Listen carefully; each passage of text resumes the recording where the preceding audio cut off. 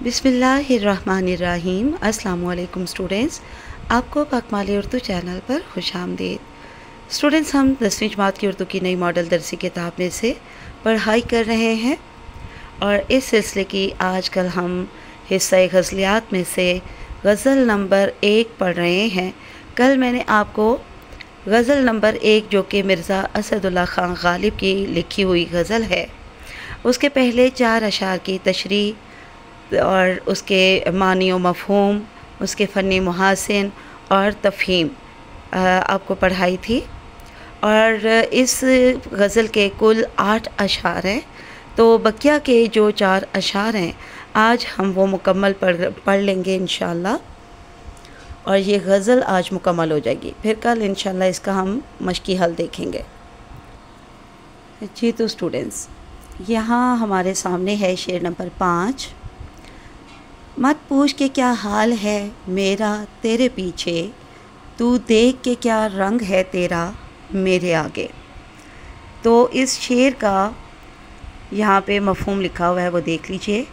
इस शेर में गालिब कहते हैं कि ए महबूब, मुझसे जुदाई की कैफ़ियत को, जुदाई की हालत को मत पूछो, बस मेरी कैफ़ियत का अंदाज़ा लगाने के लिए इतना देख लो कि तुझसे मुलाकात में मेरा और तेरा क्या हाल होता है। यानी महबूब से मुलाकात और जुदाई की कैफ़ियत बहुत मुनफरिद है। और अब आगे तशरीह के नोट्स आपके सामने हैं और बोलूँगी नहीं, ये आपने ख़ुद यहाँ से देख के करनी है। नोट्स आपको सारे दिखा लूँ, फिर थोड़ा सा आपको अपने अल्फाज में भी बता देते हैं। और इसमें जो मुमासिल अशार हैं वो भी आज आप ख़ुद पढ़ लें। फिर आखिर में फ़नी मुहासिन और उसके बाद तफ़हीम अशार, ठीक है, यानी कि सवाल जवाब हैं। और उसमें भी क्लियर आपको बताया गया है कि कौन कौन सी सनतें इस्तेमाल हुई हैं। तो ये आपने सारे सवाल जवाब जो है ना, ये बहुत अच्छी तरह याद करने हैं ताकि इनके जवाबात भी आप इस शेर की तशरीह में लिख सकें और वजाहत में इजाफ़ा हो सके, ठीक है। तो ये आपने यकीनन इंशाल्लाह अच्छे से देख ली होगी। इस शेर में आपको शायर क्या बता रहे हों। इस शेर में गालिब जो है ना, वो महबूब से जुदाई के मज़मून को बयान करते हुए कहते हैं कि ए महबूब, तेरी जुदाई में मेरी हालत कैसी होती है इसके बारे में कुछ ना पूछ, क्योंकि वो काबिल बयान ही नहीं है, बल्कि तू ये देख कि तेरी हालत मेरे सामने क्या होती है, ठीक है। वो कह रहे हैं कि तू अपने आप को देख और तू किस तरह से मेरे सामने बेकरार और रंजीदा सा बना बैठा रहता है। ऐसा ही मैं तेरी जुदाई में बेकरार और गमज़दा रहता हूँ। जब तू अपनी हालत पर मुझे सोचेगा, क़यास करेगा, तो मेरी हालत तुझ पर बिल्कुल वाज़े हो जाएगी, ठीक है। यहाँ पे काफ़ी सारे मुमासिल अशार हैं, लेकिन एक अद मैं आपको बताना चाहूँगी। और वो मुझे, मैं उसे देखता रह गया, वो मुझे, मैं उसे देखता रह गया, ज़िंदगी कट गई, फासला रह गया। तो चलिए इंशाअल्लाह आपको यहाँ से क्लियर नोट्स जो है वो दिख रहे होंगे। अब हम अगला शेर नंबर 6 देखते हैं। ये आपको अगेन मैंने दिखा दिए नोट्स। अब शेर नंबर 6 देखते हैं।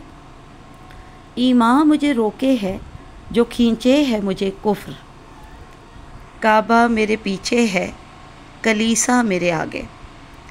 और हले लुगत आपके सामने है, कोई इतने मुश्किल अल्फाज नहीं है। बहरहाल आप देख लीजिए इसमें जो भी अल्फाज मानी हैं।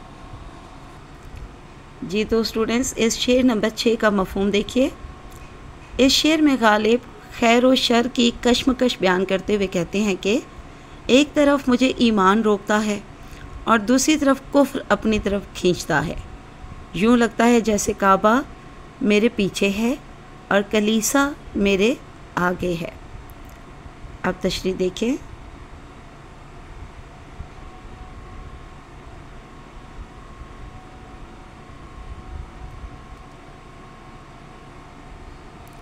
बीच में एक आयत का तर्जुमा भी है, मुमासिल अशार भी हैं और फ़नी मुहासिन देख लीजिए। अब आपको अंदाज़ा हो गया होगा कि फ़नी मुहासिन क्या होते हैं, उसके बाद सवाल जवाब है। तो ये अच्छी तरह यहाँ तक देख लीजिए। तो इस शेर में आपको शायर क्या कह रहे हैं। इस शेर में गालिब ने इंसानी जहन की कश्मकश का ज़िक्र किया है, जिसकी बिना पर वो कुछ फ़ैसला नहीं कर पाते, जबकि कुफ्र की रंगीनियाँ उन्हें दावते नज़ारा देकर अपनी तरफ बुला रही हैं और ईमान उसे बुरे कामों से रोक रहा है। यानी अंदर जो दिल के अंदर की नेकी है, सच्चाई है, अच्छाई है, वो उसे बुरे कामों से रोक रही है। गालिब कहते हैं कि मैं अजीब ज़हनी कश्मकश का शिकार हूँ। तबीयत की काफराना सोच मुझे दुनिया की रंगीनी की तरफ खींच रही है और हर लज़्ज़त से भरपूर फ़ायदा उठाने की दावत दे रही है। ठीक है, जबकि मेरी जो मज़हबी तालीम है और जो मेरे अंदर का ईमान है, वो ईमानी क़ुव्वत बुरे कामों से रोक रही है। यानी कि काबा मेरे पीछे है और कलीसा मेरे सामने है। कलीसा का सामने होना क्या बता रहा है? कलीसा का सामने होना तबीयत के इस फितरी रग़बत और रुझान को ज़ाहिर करने के लिए काफ़ी है कि दिल दुनिया और उसकी काफिराना रंगीनियों की तरफ माइल है। तो यहाँ पर गालिब का एक और शेर बताना चाहूँगी कि गालिब क्या खूब फरमाते हैं। चलता हूँ थोड़ी दूर हर एक तेज़ रौ के साथ, पहचानता नहीं हूँ अभी राह बर को मैं। तो मेरा ख़्याल है कि इतना काफ़ी है। अब आगे देखते हैं हम अपना शेर नंबर 7। आज सारे दिन से लाइट नहीं है और साथ यकीनन आप जनरेटर की आवाज़ को भी इंजॉय कर रहे होंगे। शेर नंबर 7 देखते हैं। गो हाथ में जुम्बश नहीं, आँखों में तो दम है, रहने दो अभी सागिरो मीना मेरे आगे। जुम्बश का मतलब है हरकत, दम का मायने है यहाँ पे ताकत या हिम्मत। सागिर और मीना, सागिर कहते हैं प्याले को और मीना सुराही को। शेर का मौजू क्या है? शराब की आदत। तो मफ़हूम क्या हुआ इस शेर का? इस शेर में गालिब कहते हैं कि अगरचे उनके हाथ में जुम्बश नहीं है, यानी कि अब वो पहले की तरह हरकत नहीं कर पा रहे, लेकिन उनकी आँखों में तो दम है, हिम्मत है, देखने की ताकत है। उनके सामने अभी सागिर और मीना रहने दो। अब बाकी यहाँ से तशरीह आप पहले देख लीजिए।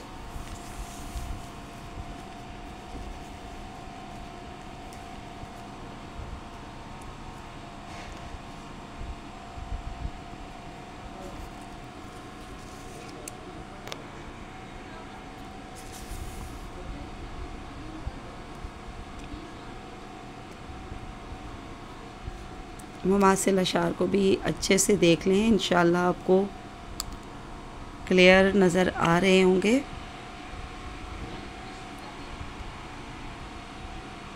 इस शेर में शायर क्या कह रहे हैं और क्या कहना चाह रहे हैं। शायर जो है वो सादा मफ़हूम तो ये होता बन रहा है इस शेर का कि अगरचे हाथ में हरकत करने की हिम्मत तो नहीं है, लेकिन आँखों में अभी देखने की ताकत है। अभी मेरे सामने ये जो शराब के बर्तन है ना, प्याला और सुराही, ये अभी यहीं मेरे सामने रहने दो। ठीक है। और गालिब अपनी ज़िंदगी के आखिरी वक्त की सूरत हाल बयान कर रहे हैं। कह रहे हैं कि अगरचे आखिरी वक्त करीब है, मैं बहुत बूढ़ा हो चुका हूँ, कमज़ोर हो चुका हूँ, हाथों में बिल्कुल दम नहीं रहा, अब मेरे हाथ कांपने लगे हैं, इस कदर कमज़ोर हो चुका हूँ कि हरकत नहीं कर रहे हैं, लेकिन इस कमज़ोरी के बावजूद मेरी आँखों में तो अभी दम यानी हिम्मत या ताकत मौजूद है। इसलिए शराब के जो बर्तन हैं वो मेरे सामने से मत उठाओ, ताकि अगर मैं अब उनको इस्तेमाल नहीं कर सकता लेकिन देख तो सकता हूँ, तो देखकर जो मेरे दिल को तसल्ली और सुकून मिलता है वो तो मुझे लेने दो। यानी गालिब कहते हैं कि अगरचे मैं नज़ा के आलम में हूँ, मेरी मौत करीब है, मैं मरने वाला हूँ, लेकिन और इसी नज़ा के आलम में मेरे हाथ जो है वो हरकत करना बंद कर चुके हैं, लेकिन अभी भी मेरी आंखें जो हैं उनमें जान मौजूद है, दम मौजूद है, और मैं अभी तक इन बर्तनों को अच्छे से देख पा रहा हूँ। इसलिए अभी ये जाम और सुराही मेरे सामने से ना उठाओ। मैं इन्हें हाथ से नहीं उठा सकता, लेकिन मुझे सिर्फ देख तो लेने दो। गालिब जो थे ना, वो शराब को बहुत पसंद करते थे और उन्होंने अपनी सारी ज़िंदगी बहुत ज़्यादा पी है। और अपने कलाम में, अपनी शायरी में भी उन्होंने इस बात का, अपनी इस आदत का बहुत जगह पे ज़िक्र किया है और खुलेआम इसको तस्लीम किया है, माना है।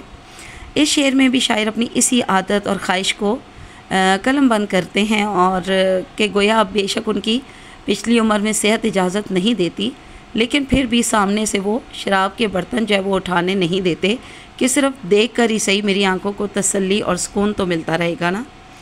तो मेरा ख़्याल है काफ़ी हद तक आपको समझ आ गई होगी कि इस शेर में गालिब क्या कहना चाह रहे हैं। अब हम आखिरी शेर को देखते हैं। शेर नंबर 8। हम पेशा हो हम मशरबो हम राज है मेरा, गालिब को बुरा क्यों कहो अच्छा मेरे आगे। लोग हले लुगत देख लें, यानी मानी हम पेशा यानी एक जैसा पेशा रखने वाले, हम मशरब यहाँ पे मानी दिया गया है एक जैसा मज़हब रखने वाले, जबकि इसका मानी है जो मिलकर शराब पिएँ, जो मिलकर पिएँ। शेर का मौजू है ख़ुद शनासी और मफ़हूम देखिए। इस शेर में गालिब कहते हैं कि वो इनके हम पेशा, हम मशरब और हम राज हैं, गालिब को बुरा क्यों कहते हो, वो उनके सामने अच्छे हैं। यानी यहाँ पे वो अपने दोस्त का जिक्र कर रहे हैं कि एक दोस्त के सामने उनके जो है वो बुराई की जा रही है। ठीक है, चलें अभी तशरीह देखते हैं। पहले आप यहाँ से नोट से तशरीह देख लीजिए।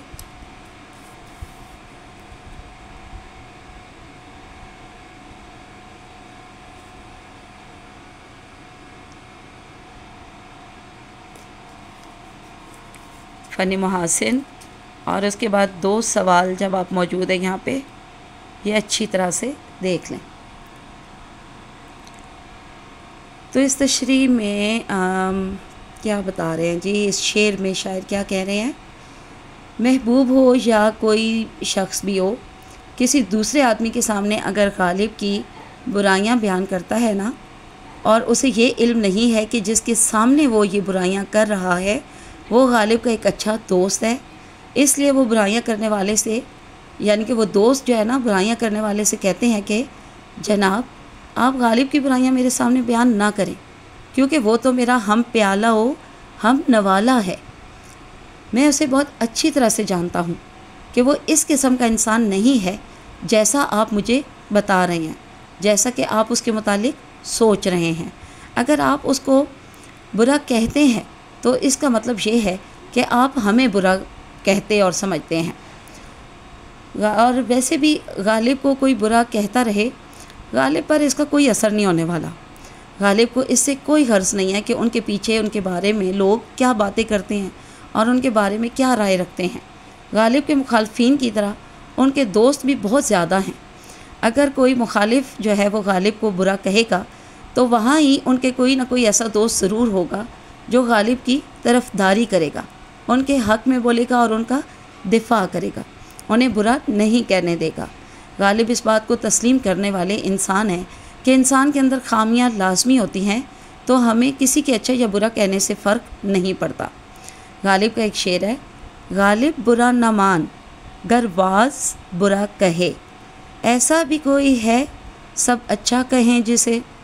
इसका मतलब ये भी है कि आप गालिब को मुंह पर बुरा कह रहे हैं, क्या आपकी ये जुर्रत और मजाल है, हिम्मत है आपकी, आप उसे जानते नहीं हैं क्या। एक और शेर देखिए यहाँ पे, फरिश्ता है तो तकद्दुस तुझे मुबारक हो, फरिश्ता है तू तकद्दुस तुझे मुबारक हो, हम आदमी है तो ऐबो हुनर भी रखते हैं। तो चलिए मेरा ख्याल है कि इतना काफ़ी है। कल इंशाअल्लाह हम इसकी मश्क का हल देखेंगे। अल्लाह हाफिज़ एंड फ़ी अमान अल्लाह।